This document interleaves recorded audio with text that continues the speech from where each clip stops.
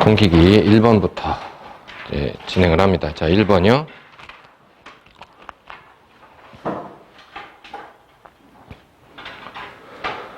자, 동기기의 과도한 정도를 증가시키는 방법이 아닌 거. 이제 순서는 막 섞여 있으니까. 보세요. 자, 안정도 증진법 얘기했었죠.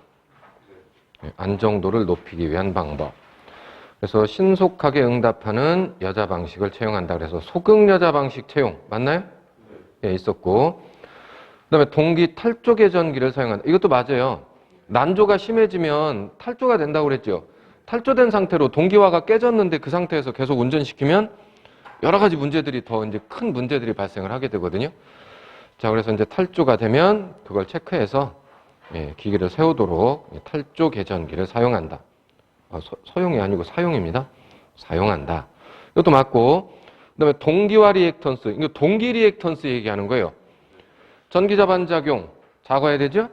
안정도가 높으려면. 그럼 전기자 반작용 리액턴스도 작아야 되고, 그러면 동기 리액턴스도 작아야 되고, 동기 리액턴스 작아야 된다고요. 자, 그 다음에, 이제 동기 임피던스도 작아야 되죠? 예, 그래서 동기화 리액턴스를 작게 한다. 자, 이것도 맞습니다. 그 다음 회전자의 플라이휠 효과, 다른 말로 관성 모멘트를 크게 해야 된다고 그랬죠. 그래야 속도 변동이 작아지고, 그래서 주파수 변동이 작아진다고. 안정적인 전기를 공급을 받을 수 있게 된다고. 자, 그래서 플라이휠 효과를 작게 한다. 요게 틀렸네요. 문제 2번. 동기발전기 단자 부근에서 단락이 발생됐을 때 단락 전류에 대한 설명으로 옳은 것은 그랬는데, 자, 동기발전기는 쇼트가 되면, 자, 쇼트되는 그 순간에는 정상적인 전류 요 정도라고 하면 전격 전류. 쇼트되는 순간에 이거의 몇 배에서 몇십 배까지도 전류가 튄다고 그랬죠. 근데 이게 계속 크게 흐르는 게 아니라 이렇게 된다고 그랬잖아요. 그죠? 그래서 이걸 말로 설명하는 문제로 나올 때 처음엔 굉장히 크나 일정하게 크게 흐르는 게 아니라 이제 전기자 반작용이 작용을 하면서 이게 줄어들잖아요. 그래서 나중에는 이렇게 이제 안정화가 되는데 처음에 비해서는 상당히 많이 줄어든다. 그리고 이제 사실은 교류기 때문에 이렇게 되는 게 아니라 이제 뭐 이런 식이 된다고 그랬죠? 이런 식이. 이렇게 해서 나중에 이제 일정하게 이렇게 이제 가는 건데, 자, 어쨌든 처음은 크나, 뭐 여기서 한 3에서 4사이클 정도까지 가면서 이게 안정화가 된다고 그랬죠? 예. 자, 그래서 처음은 크나, 점차 감소한다. 라고 된 4번이 1, 2, 3, 4 보기 중에 그나마 가장 정확하게 설명을 한 겁니다. 동기발전기의 단락전류. 자, 그 다음에 3번. 어떤 공장의 뒤진력률 0.8 부하가 있다. 이 선로에 동기조상기, 저 동기조상기라는 게 결국은 콘덴서처럼 조상기 역할을 하는 거라고 그랬죠. 역률 개선하고 동기조상기를 병렬로 결선해서 그냥 콘덴서 달았다 이렇게 생각을 해도 상관이 없습니다. 선로의 역률을 0.95로 처음엔 얼마였는데요? 0.8. 이게 역률이 0.95가 됐으니까 좋아진 거죠. 개선을 했다. 개선 후에 전력의 변화에 대한 설명으로 틀린 것은 그랬습니다. 자, 우리가 이제 뭐 콘덴서 또는 동기조상기 목적은 똑같으니까, 자, 요게 이제 유효전력. 그러면 이제 뭐 지상 0.8 그러면은 뭐 이런 식이 돼 있다는 얘기잖아요. 그러니까 요건 이제 피상전력, 유효전력. 그 다음에 이제 요게 무효전력분이 되겠죠? 무효전력. 이렇게 나오는데, 자, 동기조상기 가지고 역률을 개선하면 또는 콘덴서 가지고 역률을 조정하면 이게 0.95로 개선된다는 얘기는 요렇게 됐던 무효전력이 거의 요렇게 된다는 얘기잖아요. 그러면 여러분이 보셔도 피상전력 자체가 어떻게 돼요? 역률이 개선이 되면서 커졌어요? 작아졌어요? 피상전력이. 여기 때보다 여기도 개선이 되니까 콘덴서나 동기조상기를 잡으면 이렇게 끌어올리는 거잖아요. 무효전력, 진상 무효전력을 가지고 이렇게 끌어올려주니까, 자, 요 크기 피상전력이었던 것이 요만큼으로 바뀌었잖아요. 커졌어요? 작아졌어요? 작아졌죠. 그러니까 피상전력은 줄어들어요. 그 다음에 무효전력이 여기서부터 여기까지였던 놈이 0.95로 개선되니까 요만큼 된 거잖아요. 그러니까 무효전력도 어떻게 돼요? 줄어들었죠. 그런데 유효전력은 어때요? 똑같은 거잖아요. 변화가 없죠. 예, 그래서 예, 그런 얘기예요. 이제 콘덴서에서 역률 개선하는 얘기. 자, 틀린 것은 그랬으니까 1번 피상전력과 유효전력은 감소한다. 맞아요, 틀려요? 틀렸죠. 피상전력이 줄어드는 건 맞아요. 예, 그런데 유효전력은 변해요, 안 변해요? 안 변합니다. 그대로예요. 변치 않습니다. 그래서 1번 틀렸고요. 2번 피상전력과 무효전력은 감소하는 거 맞죠? 3번 피상전력 감소하고 유효전력은 변화가 없다. 맞잖아요. 그 다음에 4번 무효전력 감소, 유효전력은 변화가 없다. 맞죠? 예, 그러니까 나머진 다 맞고 1번이 틀렸다라는 거예요. 4번. 삼상 동기기의 제동건선을 사용하는 주목적, 제동건선을 사용하는 가장 중요한 첫 번째 목적이 뭐라고 그랬어요? 난조 방지. 그죠? 난조라는 게 뭐예요? 동기속도 근처에서 속도가 진동하는 현상. 예. 자, 그걸 이제 방지해주기 위한 게 부하가 급변하거나 했을 때, 예, 그때 이 제동건선이 그 속도의 요동을, 즉 난조를 빨리 소멸시켜주는 역할을 하게 됩니다. 자, 그래서 주목적은 난조 방지, 답은 4번이 되겠고, 그 다음 5번. 동기발전기의 회전계좌형을 사용하는 이유. 일단 전기적으로나 기계적으로나 회전 전기자형보다는 회전 계좌형, 동기기에서 쓰니까 발전소 발전기에서 삼상.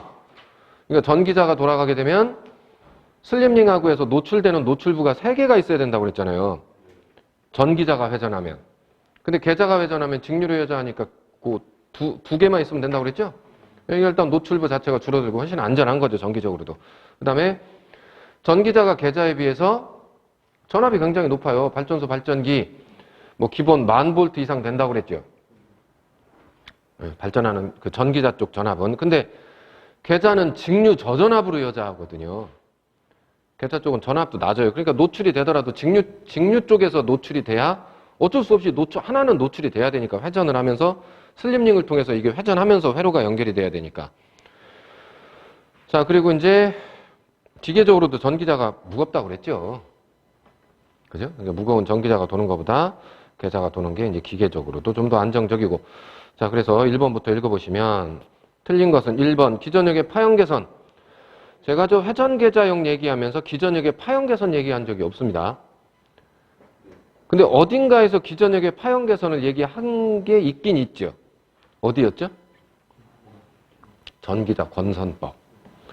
분포권과 단절권으로 쓰는데 이 전기자 권선법에서 분포권, 단절권을 쓰는 주목적이 가장 큰 이유가 고조파를 제거함으로써 파형을 개선하고자 함이 목적이다 그랬죠.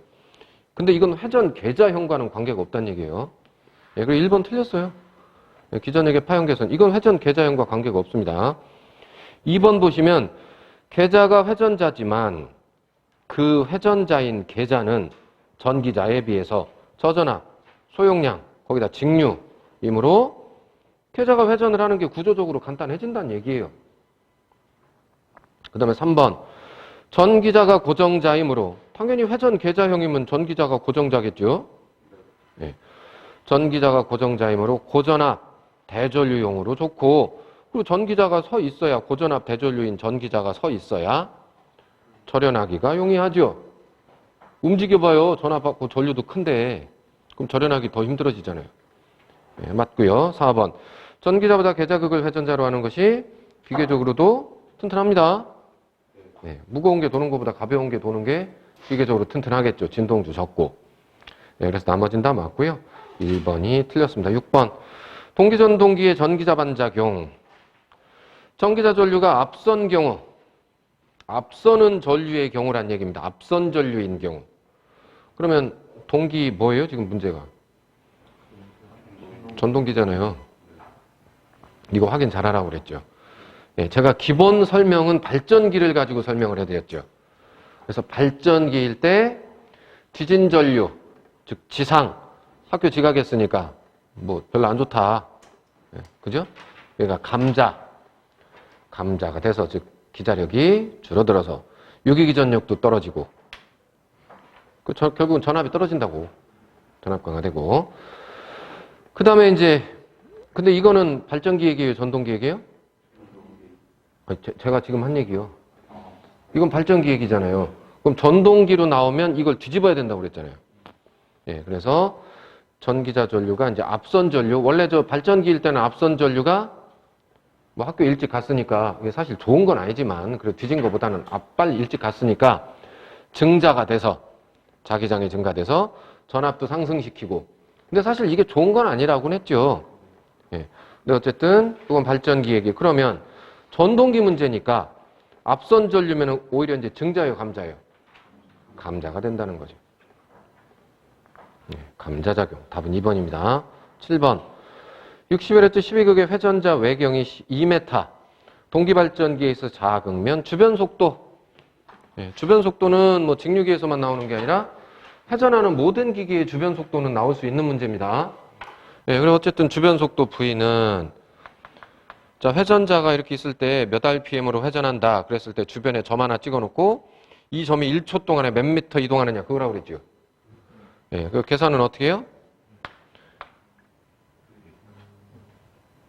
어떻게 하죠? 네, 60분의 회전자 둘레 곱하기 초당 회전수. 이게 주변 속도라고 그랬잖아요.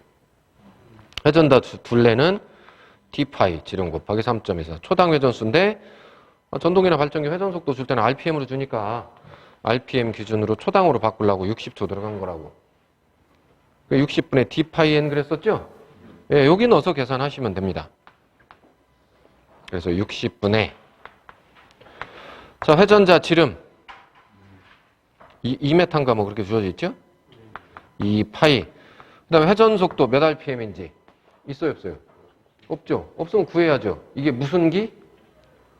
동기기. 동기기의 회전 속도는 무슨 속도? 동기 속도. 그래서 동기 속도 n이 ns요. P분의 120F죠?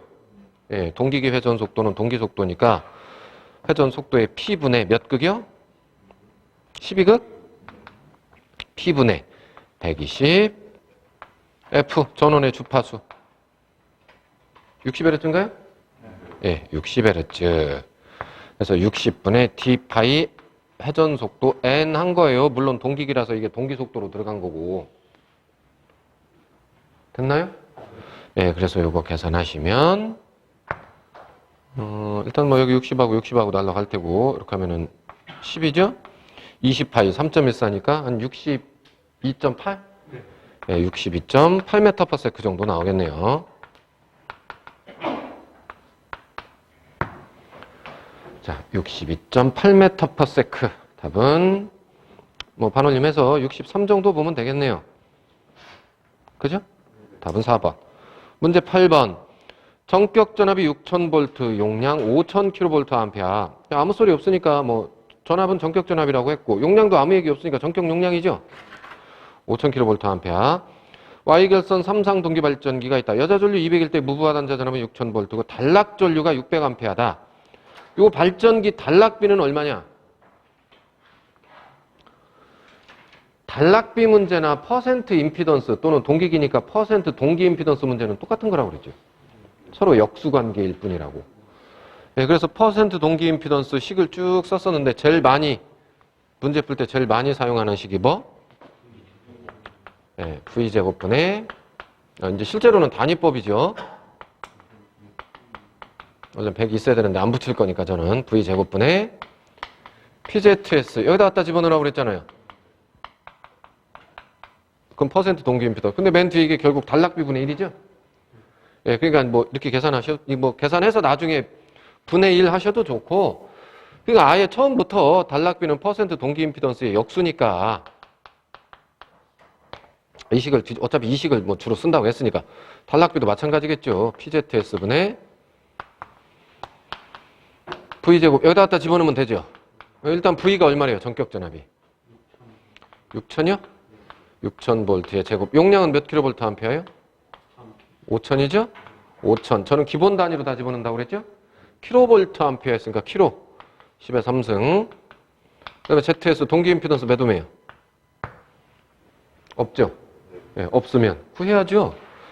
자, 그래서 동기기 하고 있으니까 동기기의 동기 임피던스 옴의 법칙 어떻게 돼요? 단락전류 IS분의 상전압 기전력 그렇게 된 거 맞죠? 예, 그래서 상전압은 이건 상전압이니까 거기 6000V는 성간전압이에요, 상전압이에요? 단자전압이에요. 동기기에서 단자는 곧 뭐라고 그랬어요? 선이라고 그랬잖아요. 선과 선 사이의 전압이 6000V니까 이거 상전압으로 집어넣어야 되거든요. 그러니까 6000을 그냥 넣으시면 안 되고 6000을 나누기 루트 3. 그 다음 단락전류 IS는 얼마요? 600. 해서 이제 요거 계산 좀 해서 보실래요? 이게 10 나누기 루트 3인데, 결국은 10 나누기 루트 3이면 얼마나 되나요? 5.88?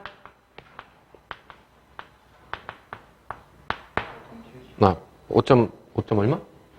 77이에요? 5.77옴이죠? 동기 임피던스니까요. 그럼 다 됐잖아요. 5.77. 넣어서 이거 계산하세요. 이거 얼마 나오나요?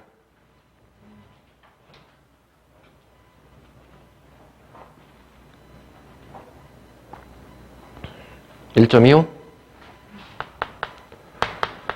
네, 1.25 정도 나올 겁니다. 이렇게 해서 단락비 1.25.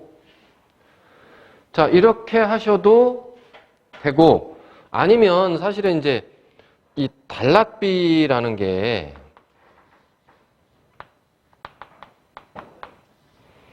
단락이 됐을 때 굉장히 큰 단락 전류가 흐르잖아요. 이 단락 전류가 전격 전류의 몇 배나 흐르느냐. 이걸 또 단락비라고 한다고 그랬죠. 네, 그러니까 이걸 가지고 풀으셔도 돼요. 그래서 단락 전류는 얼마라고요? 600. 주어져 있었죠. 단락 전류는 600A라고. 그럼 이제 뭐만 알면 돼요? 전격 전류. 그럼 전격 전류는 어떻게 구해요? 전격 출력이, 전격 용량이 3상 동기기에서는 3상이니까 루트 3. 용량의 용량 킬로볼트 암페어로 되어 있으니까 VI죠? 예, 그래서 전격 용량이면 전격 전압, 전격 전류. 전격 전류가 전부하 전류. 예, 그럼 이제 여기서 전부하 전류, 전격 전류 I는 자, 전격 용량 P를 뭘로? 루트 3 V로 나눠주시면 되거든요. 그래서 용량이 5000 킬로 10의 3승을 루트 3에 전압이 6000V 그랬죠? 6000 해서 이제 요거 계산해 주시면 몇 암페어예요? 400 뭐 얼마 나올 것 같은데? 아닌가? 100인가? 얼마?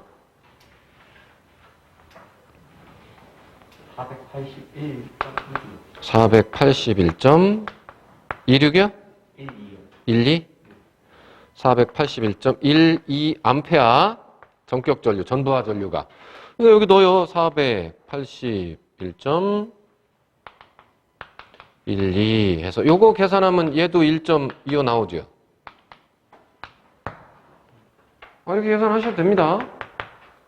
이렇게 계산하시든 이렇게 계산하시든 뭐 편한 대로 사용하시면 되겠어요. 답은 1.25. 그 다음에 문제 9번. 동기발전기의 권선을 무슨 권선을? 정확하게는 전기자 권선을. 예, 전기자 권선법이죠. 분포권으로 했다. 자, 분포권 또는 단절권. 주목적은 둘 다 뭐였어요? 고주파를 제거해서 파형을 개선한다. 즉 파형을 좋게 한다. 답은 2번이겠네요. 네, 2번. 분포권의 또 다른 장점이 뭐예요? 부수적으로 분포가 되니까 과열 방지된다고 그랬죠. 그 다음에 분포가 되다 보니까 누설 리액턴스가 줄어든다고 그랬고 뭐 이런 장점들도 있어요. 이제 단점은 뭐냐면 기전력이 떨어진댔죠. 요건 단점입니다. 근데 어쨌든 뭐 이제 이런 특성이 있어요. 뭐 답은 맞는 것은 찾는 거니까 답은 2번이 되겠습니다. 10번. 단락비가 큰 동기발전기. 동기발전기라고 해봐야 형식상 구분을 철기계 아니면 동기계 이렇게 두 가지로 구분했죠. 그 중에 단락비가 크다라고 하는 게 좋은 거라고요? 나쁜 거라고요? 좋은 거. 그럼 철기계예요? 동기계예요? 철기계. 그래서 단락비가 큰 동기발전기란 얘기는 철기계. 철기계에 대한 설명 중 틀린 것은? 효율이 나쁘다. 제가 보통 철기계가 대부분 좋은 얘기라고 그랬죠.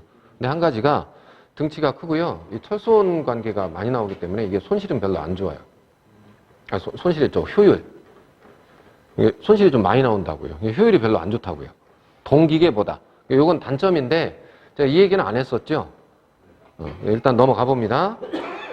효율은 나쁜 게 맞아요. 그 다음에 자극수가 많잖아요. 당연히 동기계보다 자극이 많다 보니까, 계좌 자극이 많다 보니까 계좌 전류가 크겠죠, 당연히. 전체적인 계좌 전류는. 그러니까 2번도 맞고, 그 다음에 철기계 전압 변동률이 크다고요, 작다고요? 작댔죠. 이거 틀렸네요. 3번. 전압 변동률이 작고, 그리고 안정도가 높다고 그랬죠? 그리고 충전 용량, 용량 얘기는 뭐가 나오든 크다고 그랬죠? 철기계가. 나머지 다 맞고요. 전압 변동률이 작아야 되는데 크다라고 했기 때문에 3번이 틀렸습니다. 답은 3번. 11번. 동기 주파수 변환기라고 하는 게 있어요. 이 동기 주파수 그러니까 주파수 변환기잖아요. 그러니까 주파수를 바꾸는 거겠죠? 근데 어떻게 바꾸냐면요. 동기전동기하고 동기발전기를 결합한 형태예요. 이 동기 주파수 변환기라는 게. 그러니까 삼상 예를 들어서 60Hz 전기를 받아가지고 동기 전동기를 돌릴 수 있겠죠. 그죠? 그러면 이제 삼상 동기 전동기가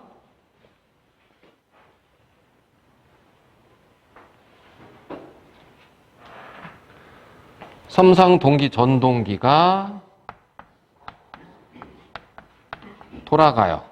회전을 해요. 삼상 전기 넣었으니까. 맞나요?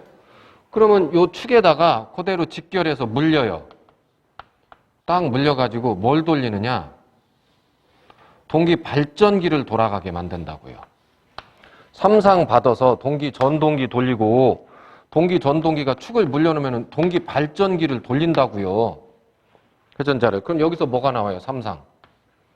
전기가 나올 거 아니에요. 그러니까 결국은 동기 전동기 회전 속도하고 동기 발전기 회전 속도는 어때요? 같잖아요. 그러니까 동기 전동기의 회전 속도 P분 동기 속도니까요. 동기기니까 P분의 물론 저 전동기 거예요. 120 F1 전원의 주파수니까 F1이라고 할게요. 이 속도로 뭐도 돌아요?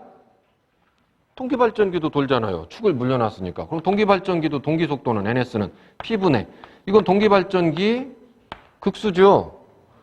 120 동기발전기에서 주파수 나올 거 아니에요. 전기가 만들어져서 F 2 이거 전동기 거니까 그냥 1이라고 할게요. 입력 쪽이니까 발전기 거를 F2 이렇게 놔볼게요. 결국 이렇게 돼야 된다는 얘기죠. 관계가. 그러니까 이거 이렇게 놓으니까 어떻게 돼요? F2분의 F1은 이쪽 넘어오면 P2분의 이쪽으로 넘어가면 위로 가겠죠? 이렇게 될 거 아니냐고. 어차피 120은 없어지는 거고. 맞나요? 그러니까 결국은 주파수 비율이 무슨 비가 된다는 얘기예요? 전동기하고 발전기에. 극수비가 주파수 비로 바뀐다는 얘기죠. 그래서 이 극수를 다르게 하면 전동기 거랑 발전기 거랑 극수를 다르게 해주면 주파수를 바꿀 수 있다는 얘기잖아요. 다른 주파수가 나오게 할 수 있다는 얘기잖아요. 이게 주파수 변환기예요. 그러니까 결론은 주파수비가 무슨 비? 극수비다. 극수비가 주파수비고. 3번 맞죠? 네, 3번입니다. 12번 동기발전기의 단락시험, 무부하시험으로부터 구할 수 없는 것. 지난 시간에 정리할 때 얘기했죠. 시험법이 몇 가지 나오는데 동기기에서 단락비 산출시험, 무부하시험과 단락시험. 무부하시험으로부터는 뭐 구해요? 무부하 손실인 철손, 그 다음에 무부하 전류, 여자 전류, 그리고 이걸 제한하는 여자 어드미턴스 이런 거 구할 수 있다고 그랬고 단락시험으로부터는 반대로 동손, 예, 그 다음 내부 임피던스. 근데 그게 동기기라면 동기 임피던스가 되는 겁니다. 동기 임피던스. 그 다음 전압 변동률. 그리고 이 두 개를 다 합쳐서 뭘 구하고? 단락비를 산출하고. 맞나요? 이거 시험에 되게 잘 나온다고 그랬잖아요. 이제 뭐 동기기 것만 잘 나오는 게 아니라 이제 변압기, 유도기 것까지 다 알고 계셔야 된다고. 어찌됐든 단락 시험과 무부하 시험으로부터 그래서 구할 수 없는 거 철손, 무부하 시험에서 구하면 되죠. 단락비, 단락 시험하고 무부하 시험 합쳐서 구하면 되죠. 동기 리액턴스. 실용상 동기기는 동기 임피던스가 동기 리액턴스라고 했죠. 네, 그냥 동기 임피던스, 동기 리액턴스 그냥 같다고 보시면 됩니다. 여기서 같은 의미로 쓴 거라고. 전기자 반작용은 알 수 없습니다. 그 시험으로부터.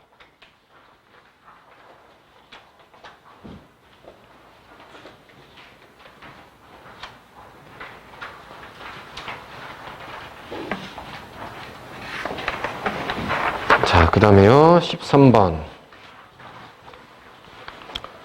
역시 동기, 전동기. 그냥 뭐 직접적으로 그냥 90도 정확하게. 앞선 전류. 발전기라면 앞선 전류면 증자예요, 감자예요? 전기자 반작용이? 네, 앞선 전류면 증자죠. 원래 발전기면. 네, 근데 얘는 전동기잖아요. 그럼 증자예요, 감자예요? 감자. 답은 1번. 14번. 동기발전기에서 전기자 전류를 I, 역류를 코사인 세타라 하면 횡축 반작용을 하는 성분은?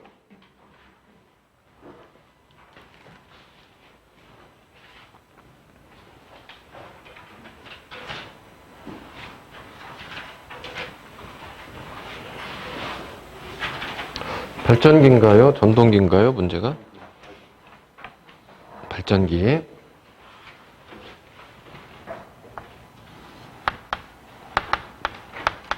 기전력. 발전기 유기기전력. 자, 전기자 전류. 뭐 동기기에서는 전기자 전류가 부하 전류죠? 그 얘기 했었죠? 자, 그래서 요거는 기전력하고 전류가 자, 동이상 맞죠? 예, 기전력과 전류가 동이상일 때는 횡축반작용, 직축반작용? 예, 횡축반작용. 동이상일 때는 뭐만 생긴다고요? 횡축, 전기자 반작용 중에 기전력과 전류가 동이상일 때는 횡축반작용만 발생하죠?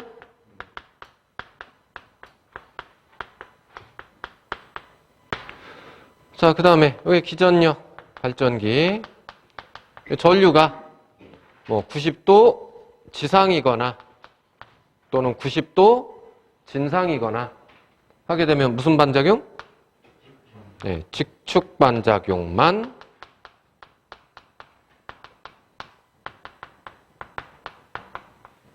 생기죠. 자, 그럼 지금 문제가 뭐냐면요. 자, 그렇게 이제 기전력이 이렇게 있는데 전류가 0도도 아니고 동이상 그렇다고 90도도 아니고 뭐 예를 들면 한 45도쯤 뭐 앞서거나 뒤지거나 이렇게 전류가 이러면 어떻게 되느냐라는 거예요. 위상, 기전력과 전류 사이의 위상차는 세타. 이랬을 때. 자, 이랬을 때는 이제 어떻게 되냐면 자, 이 전류를 기전력에 대해서 요만큼의 수평성분 전류와 요만큼의 수직성분 전류로 분해할 수 있죠. 그러면 요만큼의 수평성분 전류는 요만큼은 실제 전류는 이거지만 이 크기만큼은 무슨 반작용? 횡축 반작용을 하게 되고 요 크기만큼은 기전력에 대해서 90도 이상 성분이죠. 요만큼은 뭘 하게 돼요? 직축 반작용을 하게 될 거다. 그래서 횡축 반작용과 직축 반작용 이런 경우는 동시에 발생한다고요. 섞여서. 근데 그 중에 뭐만 물어봤어요? 지금 문제는 횡축 반작용을 하는 성분은 이렇게 물어봤으니까 횡축 반작용하는 성분이면 동이상 성분이잖아요. 그러면 전류 I 요거만 구해달라는 얘기예요. 전류 중에 요거 여기 세타인데 직각삼각형에서 I 뭐 해야 이거 나와요? 코사인 세타. I 코사인 세타가 요 크기잖아요. 그래서 I 코사인 세타만큼은 뭘 하고? 횡축 반작용을 하고 그 다음에 I 사인 세타만큼은 뭘 하게 돼요? 예, I 사인 세타만큼은 요 크기니까 직축반작용을 발생시키게 될 거라는 얘기예요. 그래서 이 두 개가 동시에 다 일어난다. 지금은 뭐 행축반작용하는 성분만 물어봤으니까 I 코사인 세타 이렇게 답을 하시면 되겠죠. 답이 1번이네요.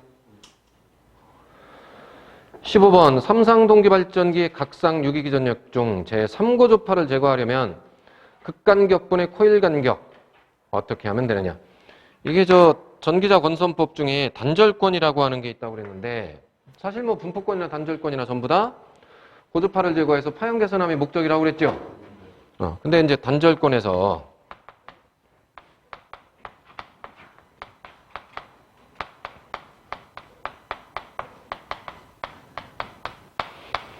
식이 이제 K, P는 뭐 사인 2분의 베타 파이다. 근데 이 베타가 의미하는 게 이게 이제 극간격분의 권선간격이잖아요.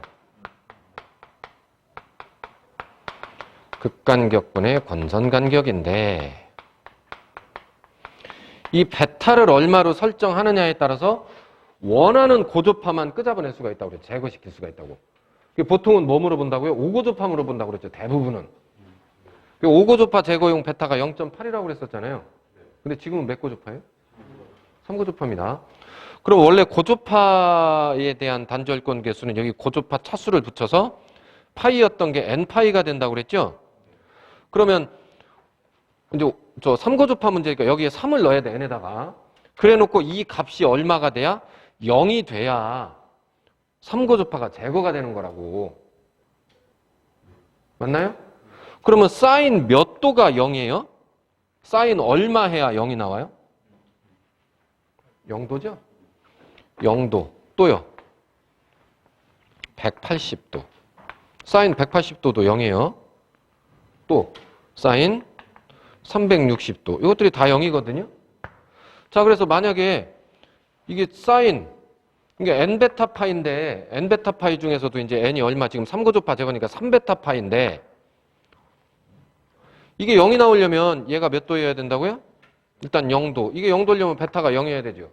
근데 베타가 0이라는 게 말이 안 되잖아요. 권선 간격이 0이라는 게. 일단 이건 아니고 180도면 어떻게 되죠? 파이가 180도죠. 라디안으로. 그러면 요 3분의 베타가 2면 사인 180도 이렇게 되겠네요. 근데 요게 2가 되려면 베타가 얼마여야 돼요? 3분의 2. 네, 3분의 2. 3분의 2면 얼마예요, 이게? 2 나누기 3이면 얼마죠? 0.666인가? 네, 0.67 반올림해서. 네, 그래서 0.67이면 돼요. 답이 0.67이라고요.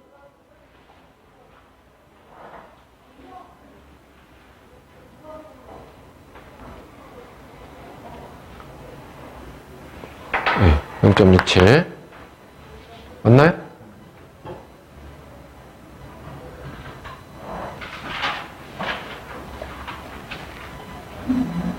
베타 180하고 파이 180에서 네. 근데 2가 어떻게 나오나? 2가 아니고 3분의 2요. 아니 2분의 3분 베타잖아요. 분모가 몇이에요? 예? 분모를 뭐라고 푼 거예요? 3베타. 그냥 분자죠, 분자. 2요. 아, 2가 있었어요. 원래 식이 2분의 베타 파이잖아요. 네.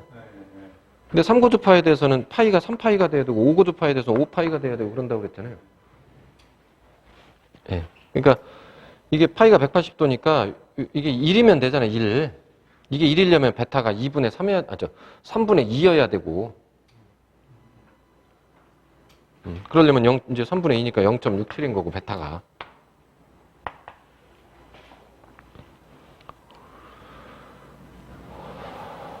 이게 360도가 되려면은 이게 2가 돼야 되는데 이게 2가 되려면은 3분의 얼마예요, 이게? 2가 되려면 2분의 이게 4가 돼야 되니까 3분의 4여야 되죠? 3분의 4. 근데 3분의 4면 뭐예요?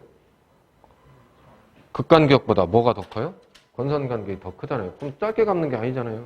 단절권이 아니잖아요, 이거는. 네, 그러니까 해당 사항이 없는 거. 그래서 이 181대로 해서 계산을 해서 0.67이 돼야 된다는 거예요.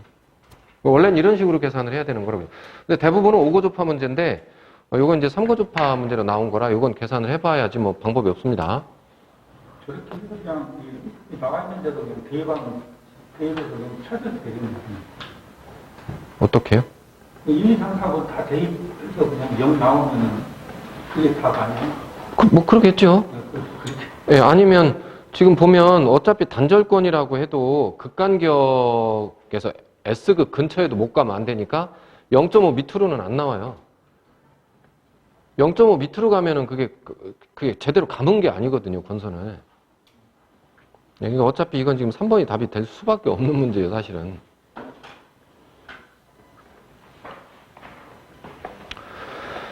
자, 그 다음에 16번. 공급전압 일정, 역률 1로 운전하고 있는 동기전동기. 여자 전류를 증가시키면 어떻게 되느냐? 무슨 문제 같아요? V곡선 문제입니다. 위상특성 곡선. 자, 동기전동기의 위상특성 곡선 어떻게 된다고 그랬죠? 자꾸 그려보셔야 됩니다. 자, 위상특성 곡선은 뭐하고 뭐 관계? 계좌전류와 전기자전류. 뭐 전기자전류가 부하전류기도 하다고 했어요. 근데 이게 이제 V자 커브를 이렇게 그린다고 그랬죠? 그래서 V곡선 또는 위상특성 곡선. 이 자리가 뭐라고요? 제일 하단이 역률 코사인 세타가 1인 자리. 자, 이쪽은 자, 동기 전동기 거라고 그랬어요. 전동기는 계좌전류 증가시키면 진상되죠. 예, 그러니까 여기가 역률이 1인데 역률 1인 상태에서 계좌전류가 커지면 진상가니까 이쪽은 진상령이요. 과여자 상태. 콘덴서로 사용하는 경우. 결과만 얘기할게요. 여기는 부족여자였죠?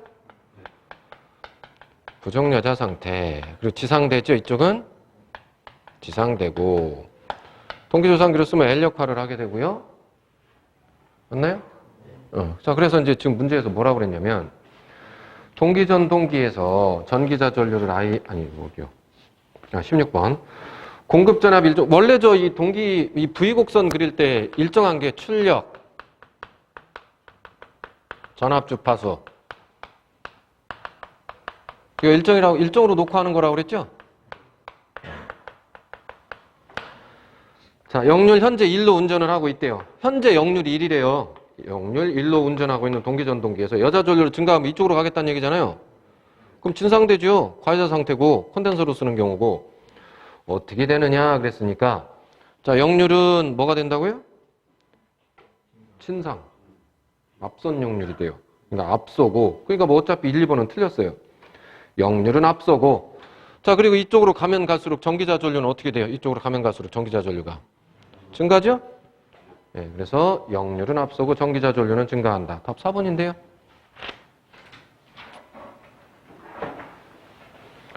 자, 17번. 동기발전기 단락비나 동기임피던스를 산출하는데 필요한 특성곡선은 자, 이렇게 생각하시면 돼요. 단락비 산출 시험이 뭐예요?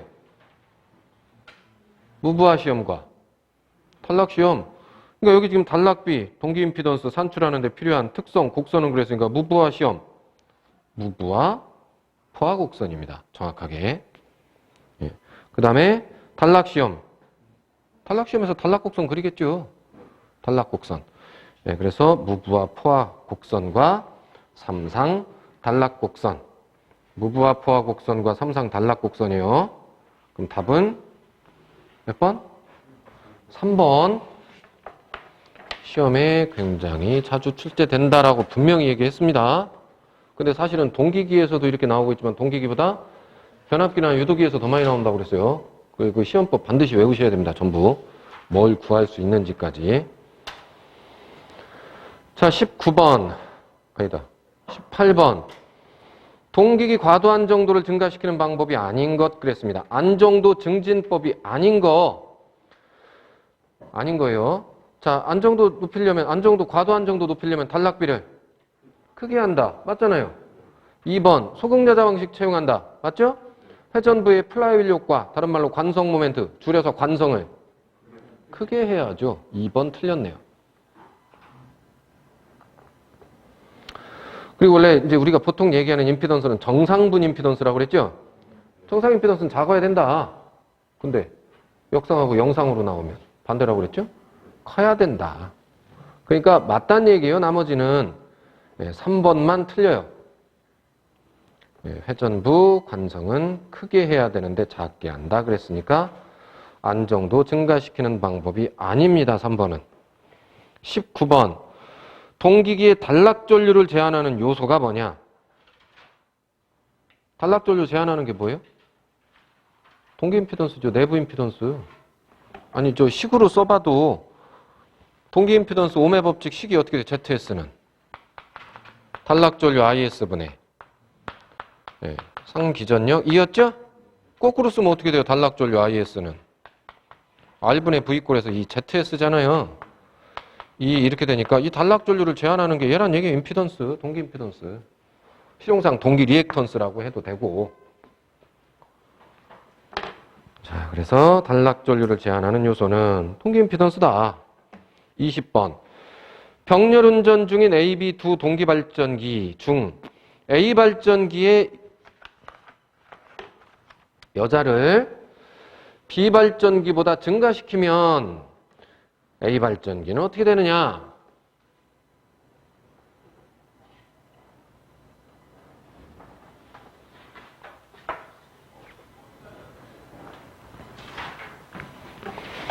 이 동기 발전기 병렬운전 문제들이 많이 나오는데요.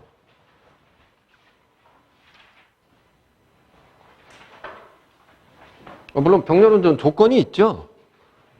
주파수, 상회전, 위상파형 크기도 같아야 된다.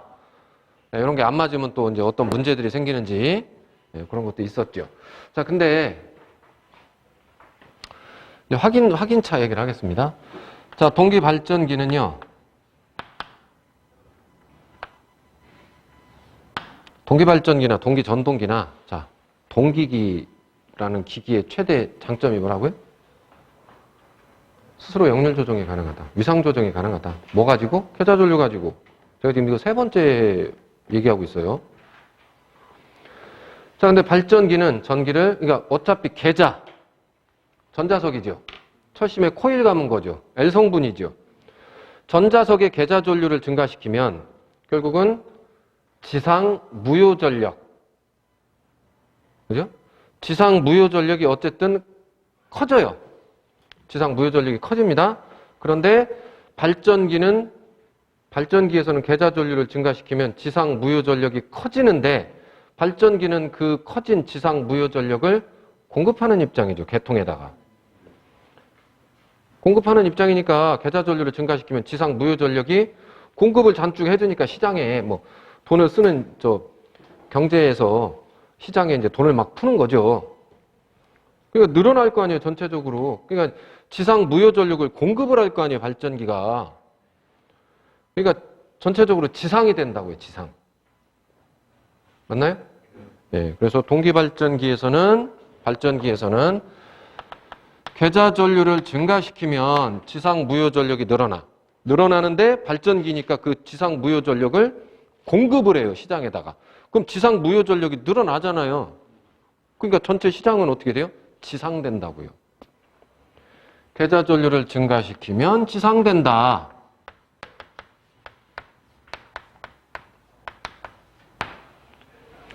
그럼 반대로 계좌 전류 줄이면요, 이제는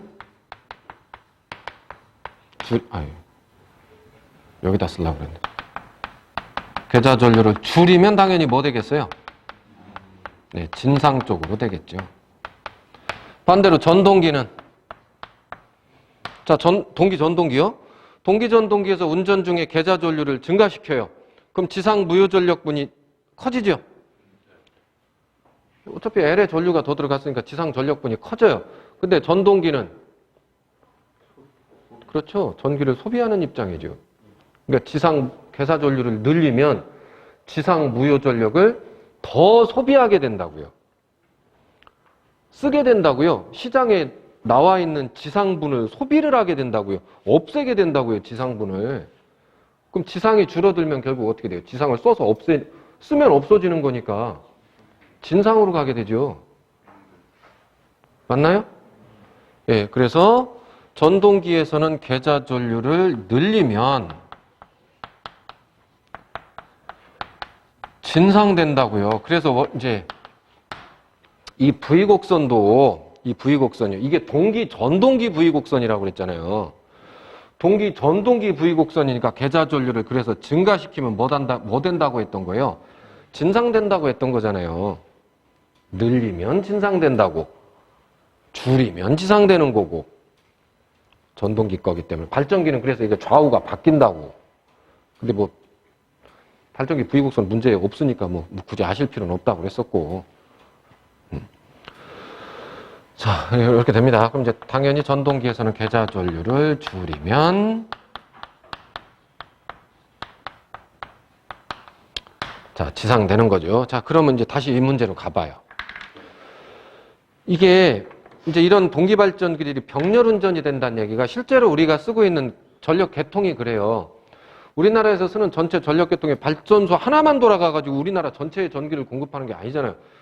여러 발전소들이 전력망에 막 다 들어와가지고 공급을 하고 있는 거죠. 그리고 이제 거기서 우리가 이제 전압들을 받아서 쓰는 거고. 그러니까 동기발전기, 그러니까 교류발전기 문제에서 병렬운전을 한다 또는 계통에 연계돼서 운전을 하고 있다라고 하게 되면 항상 거기서 우리가 전기를 쓰죠.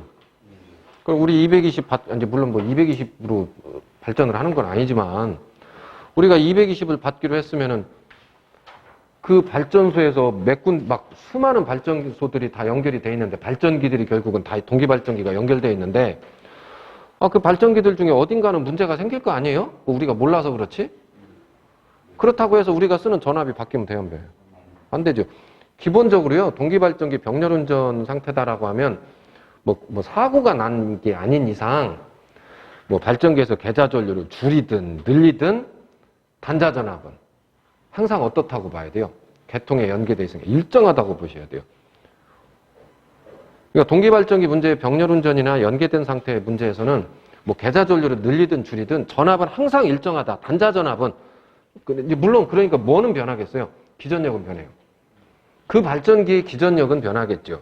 그래도 계통에 뭐 예를 들어 가지고 34만 5천 볼트 그 계통에 만약에 연계가 된 거면 그 전압은 그대로 유지를 해야 된다는 거예요. 그 전압은. 기전력은 바뀌더라도. 이제 서로 보완을 하고, 이제 얘만 있는 게 아니라 발전기가 요 발전기 뭐 다른 발전기도 막 여러 개 있을 거 아니에요. 이것들이 서로 상호작용을 하면서 그 전압은 지속적으로 유지를 하게 된다라는 생각을 머릿속에 하셔야 됩니다. 전압이 바뀌는 게 아니에요. 기전력은 바뀌어요. 그거야 뭐 4.44 K파이 FN이니까 계좌 전류가 바뀌면 자속은 바뀔 수 있죠. 그럼 기전력은 바뀌는 거고. 그죠? 네, 근데 단자 전압이 바뀌진 않습니다. 이제 문제 가서, 그래, 이제 20번. 병렬운전 중인 A, B 두 동기발전기 중 A 발전기의 여자를 B 발전기보다 증가시켰다는 얘기는 운전 중에, 병렬운전 중에. 그 여자 전류를 증가시켰다는 얘기예요. 여자를 증가시킨다는 얘기는. 계좌 전류를. 그럼 그 발전기는 어떻게 되겠어요? 그 발전기는 그랬어요. 증가시킨 그 발전기는. 왜요? 발전기잖아요. 그 발전기 계좌 전류를 어떻게 했다고요? 증가시켰다고 그랬죠. 그럼 그 발전기는 뭐 되겠어요? 지상돼요. 네, 지상으로 변화를 합니다. 자, 그래서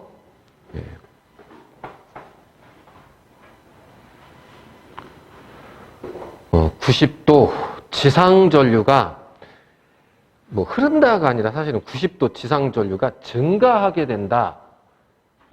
이렇게 봐야 되는 거죠. 지상 전류분이 증가하게 된다. 답은 4번이 되겠습니다. 4번.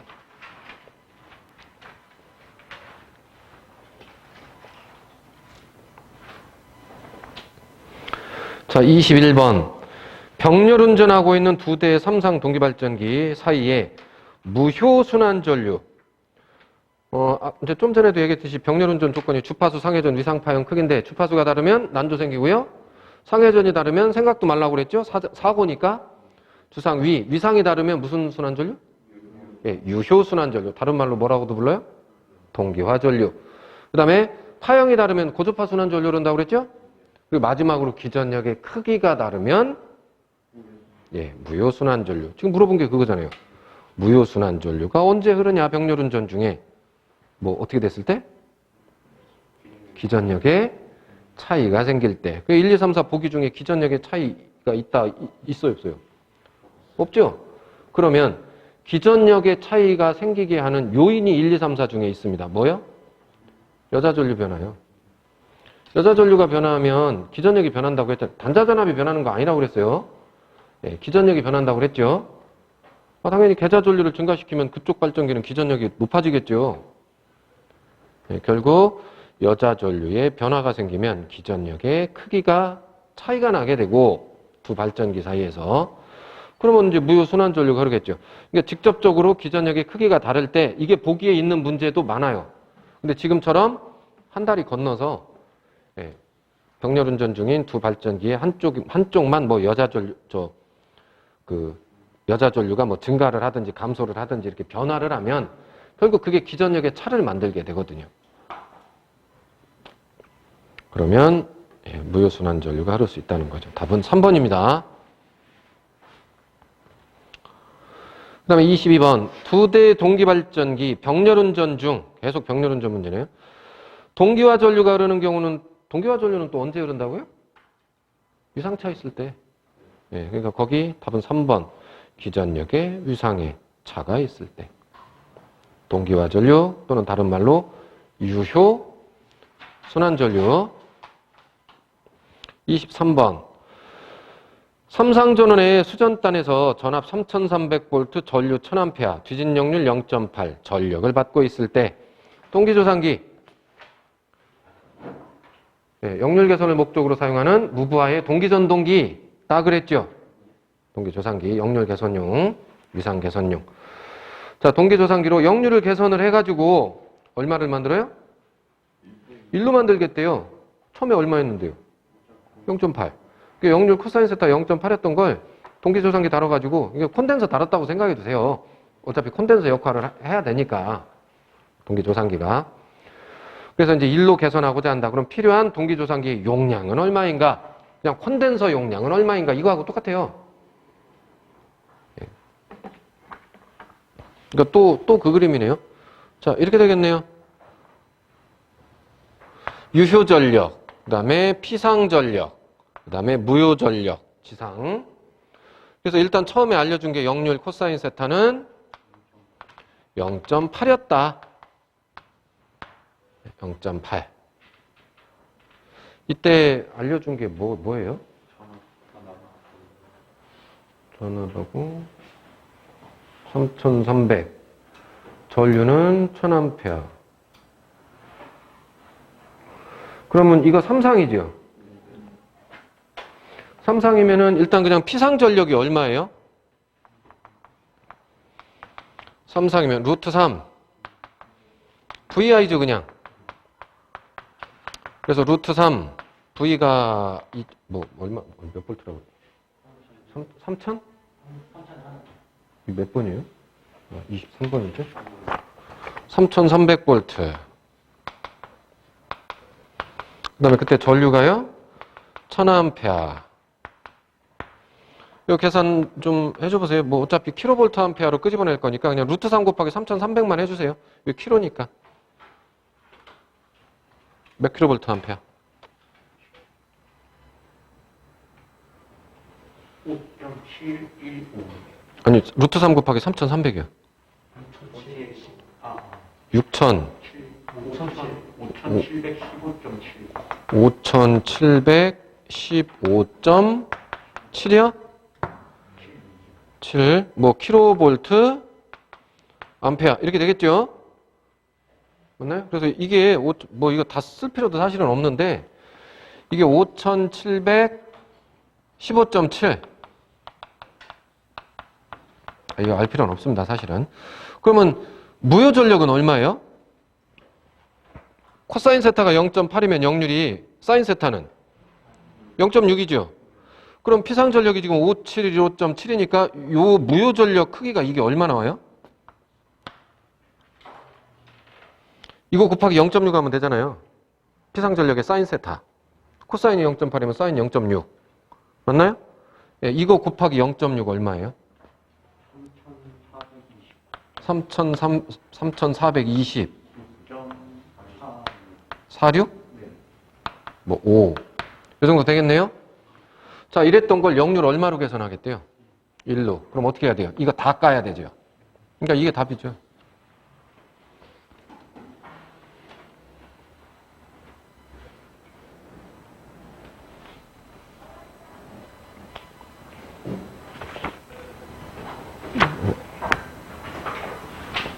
(3429) 답 4번이요.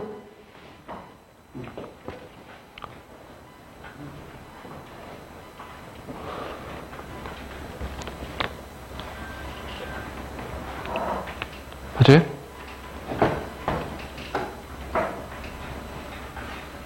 그 일이 어떻게 되지? 아니, 일이 된다고 그랬잖아요, 문제에서. 일이 왜 3,429가 왜 나오는? 아니, 저기, 이게 피상전력이, 이게 유효전력. 이라고 하면 역률이 1이라는 건 유효전력하고 피상전력이 같을 때잖아요. 근데 처음에 역률이 0.8이라고 그랬잖아요. 그것도 지상으로. 맞나요? 그 0.8이라는 얘기는 이렇게 됐다는 얘기잖아요. 그럼 이게 피상전력, 그럼 이게 유효전력, 이게 무효전력분이잖아요. 지상이니까 아마 이제 유도성 부하겠죠. 그래서 이것 결국은 요게 있어서 지상 무효전력분이 있으니까 이게 역률이 지상 0.8이 된 거잖아요. 근데 열을 역률 1로 계산을 하려면 지상 무효전력을 다 상쇄시켜야 되잖아요. 지상 무효전력을 다 상쇄시키려면 진상이 이만큼이 필요하죠. 그러니까 L하고 C하고 크기가 같으면 서로 상쇄돼서 없어지잖아요. 그게 역률 1이잖아요. 맞나요? 그러니까 지금 이 무효전력 값인 이 값을 콘덴서를 달아서 이 지상 무효전력량과 똑같은 진상 무효전력량이 회로에 들어가게 되면 넣어주면 이 값을 결국은 넣어준 콘덴서가 이걸 상쇄시키게 되잖아요. 그러면 이거 무효전력이 싹 없어져 버리니까 결국은 이렇게 됐던 피상전력이 이게 끌려 올라오죠, 위로. 그 역률이 1이 되는 거고 무효전력이 없으니까 결과적으로는. 그러니까 지금 물어본 게 동기조상기 용량이라는 게 결국은 이제 얘는 콘덴서로 쓰려고 하는 거겠죠. 그러니까 동기전동기를 동기조상기를 그 용량이 얼마여야 되느냐? 이거 물어보는 게 이거. 이 값이 얼마인지를.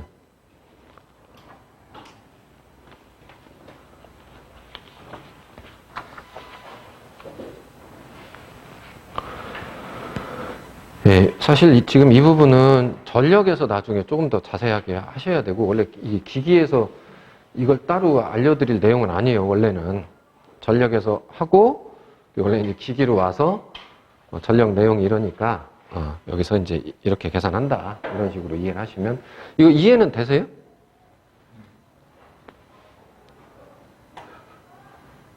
답만 어떻게 되지? 아니, 답만 외워서 되는 문제가 아니고요. 저도 왜 일이 크게 되는지 못해서 아시나요? 일이? 아니, 지금 계산을 일을 하고자 하는 경우에, 예. 그 용량이 이제 저게 3,429가 왜 0.6을 못하는지 모르신다는 거 아니, 이거 정확히 뭐를 아니, 제가 한번 동영상 보고서 나중에 물어보고 다 아니거든요. 예.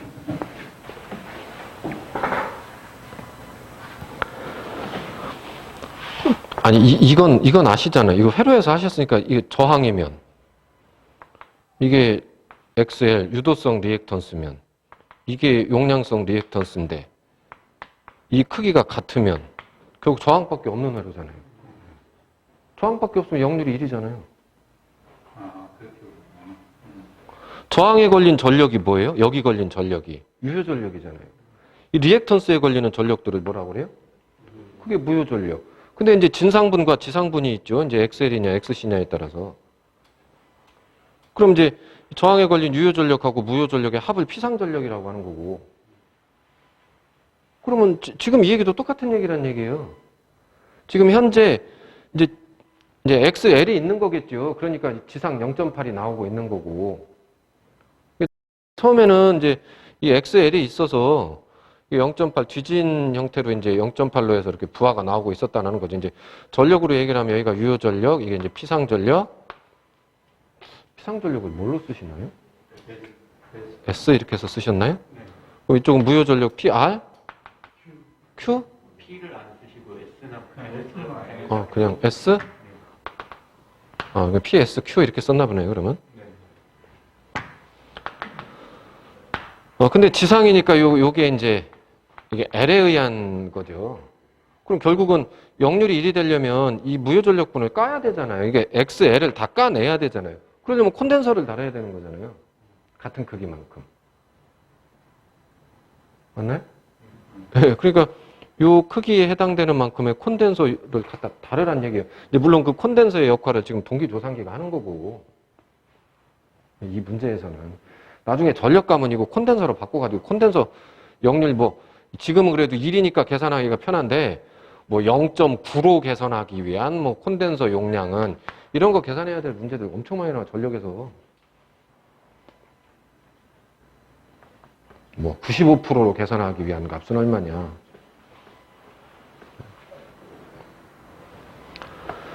자, 하여튼 답은 3번이 됩니다. 아니, 3번이 아니고 4번이요. 4번이 될 거고.